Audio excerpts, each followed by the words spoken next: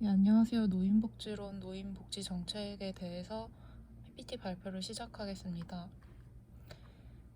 국가별로 노인복지 정책에 대해 조사하였고 총 4가지 나라로 조사하였습니다. 스웨덴, 독일, 싱가포르, 네덜란드로 조사하였고 차례대로 발표하도록 하겠습니다. 스웨덴은 1992년 국민의 재정 부담을 높이지 않고 자원 배분의 효율화를 통해 노인 복지 수요를 충족시키는 대안으로 에델 개혁을 단행했습니다. 에델 개혁은 보건의료와 복지 서비스를 하나의 체계로 통합 운영함으로써 노인 복지 서비스의 질적 향상에 기여하면서 소요 예산은 대폭 감축시키기 위한 정책들로 이루어졌습니다. 에델 개혁의 가장 중심은 노인복지와 관련한 모든 업무를 기초자치단체로 이관했다는 점, 이로 인해 과거에는 대부분 대형 시설이었던 양로원 또는 요양시설이 소규모로 전환되었습니다. 또한 에델 개혁은 재가 복지 서비스에 의한 노인들의 복지 욕구 충족을 대폭 확대시켜 나갔는데, 이는 재가 복지가 복지 예산을 더욱 절감시킬 수 있기 때문입니다. 또 에델 개혁은 그동안 65세 이상 모든 노인에게 의료와 복지 서비스 혜택을 주는 보편적 정책을 개편, 80세 이상 후기 고령자에게 중점적으로 복지 서비스 혜택을 부여하는 것으로 그 방향을 바꿨습니다.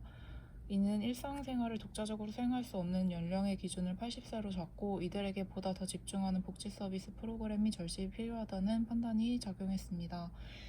무엇보다 에델 개혁 이후 스웨덴은 입원 환자 수가 대폭 감소함으로써 고령 사회의 보건 의료 비용 지출 절감을 이룰 수 있었으며, 시설 급여의 감소와 재택 돌봄 서비스의 증가를 통해 비용 절감뿐만 아니라 노인들의 자립적 생활 의지를 고취시킬 수 있었습니다. 스웨덴은 은퇴자들의 새로운 네트워크를 만들어주는 지역단체를 구성하였는데, 과거의 스웨덴 노인들은 65세 생일을 맞이하는 다음 날부터 직장을 떠났습니다. 또 일단 직장에서 은퇴한 노인이 또 다른 일거리를 찾는 경우는 거의 없었습니다.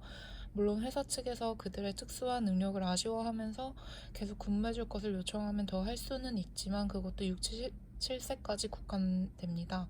이렇게 정년 퇴직한 노인들은 각자 자유시간을 즐길 수 있는 방법을 택합니다.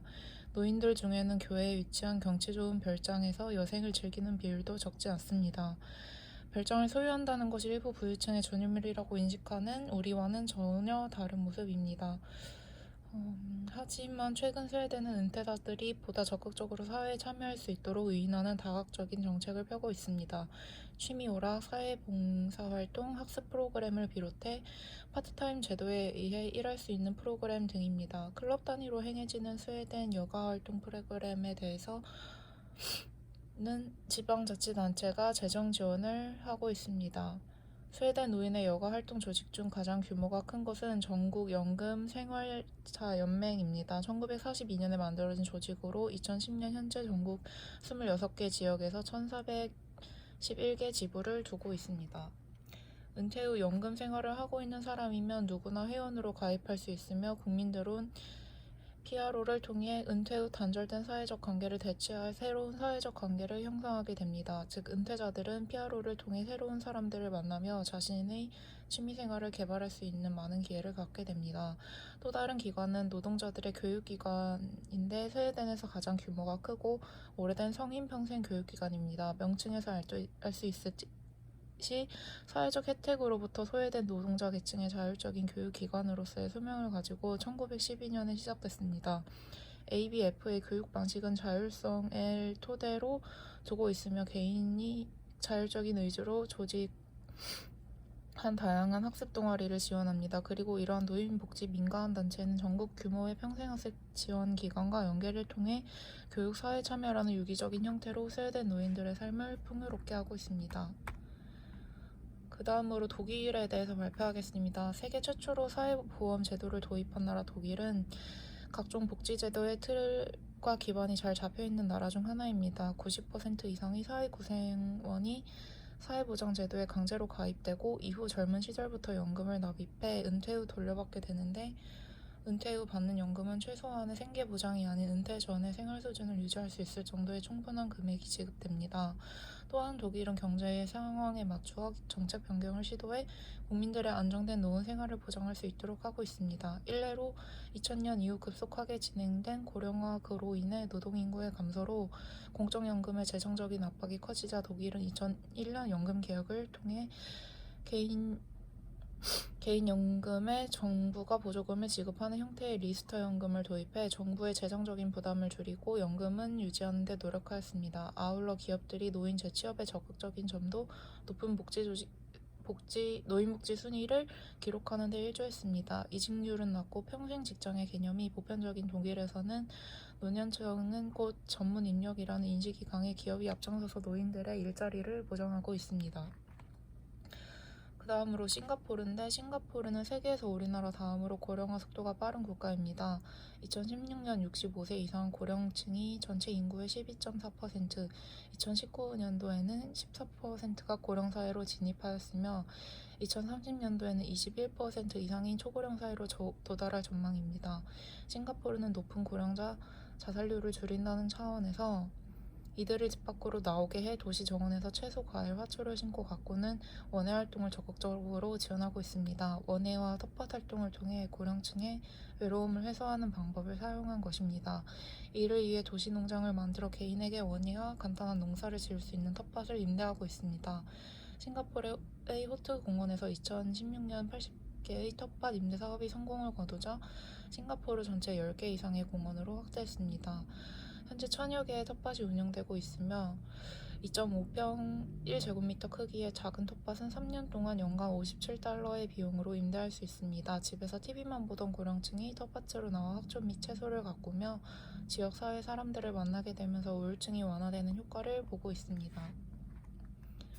그 다음으로 네덜란드에 대해서 발표하겠는데 총 6가지 단락으로 구성되어 있고 이에 대해서 각각 발표하겠습니다. 네덜란드의 첫 번째 고령자 고용 정책에 대해서는 고용상 연령 차별 금지법을 제정하는 등 고령자들의 생산활동 참여를 위한 환경 조성에 힘쓰고 있습니다. 2014년 사회협약에서 조기 은퇴 방직, 근로요인 강화 등 고령자가 노동시장에서 더 오래 일하는 방향으로 제도를 개선하고 있습니다. 노동시장으로 조기에 복귀할 수 있도록 노동자들의 실업급여 수급기간을 38개월에서 24개월로 단축하였고 실직 6개월 이후에는 취업 알선에 응할 의무도 부과하였습니다. 노사정 간 협력 강화 워크투워크 프로젝트를 통하여 구조조정 시 신속한 재취업이 되도록 지원을 강화하였습니다. 그리고 바세나르 협약에 따라 네덜란드는 노동시간을 단축하고 일자리를 최대한 더 많은 이들이 누리도록 하였습니다. 대신 전일제 노동자와의 차별을 금하는 평등노동법을 제정하여 시간제 근무자들이 적절한 노동 환경을 누릴 수 있도록 하였습니다. 네덜란드에서는 시간제 노동자라고 해서 수준 낮은 일자리로 인식되지 않고 시간에 근무를 할 경우 전일제 노동자보다 더 많은 급여를 받게 됩니다. 그 다음으로 장기요양보험 제도인데 네덜란드의 장기요양 제도는 의료 서비스와 케어 지원에 있어서 타 국가들보다 정부와 민간 단체들의 긴밀한 네트워크가 형성되어 있습니다.